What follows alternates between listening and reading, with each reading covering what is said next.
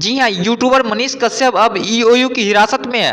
तमिलनाडु में बिहारी मजदूरों के कथित उत्पीड़न व हिंसा भड़काने वाली सूचना और फेक वीडियो व तस्वीर बनाकर सोशल मीडिया पर फैलाने के आरोपी मनीष कश्यप ने शनिवार को थाने में जाकर सरेंडर किया था, जिसके बाद ईओयू की टीम ने उसे गिरफ्तार कर लिया।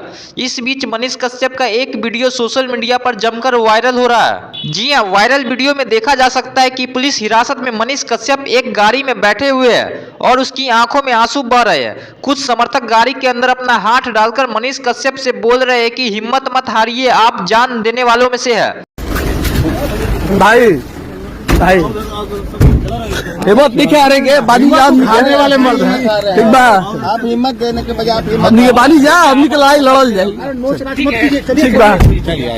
सर थोड़ा खाना वाना सब ध्यान दिए सर, लग रहा है कि ज्यादा ध्यान दे रहे हैं। ध्यान दिए सर, ध्यान दीजिएगा सर। 6 साल में नहीं होगा, 6 दिन में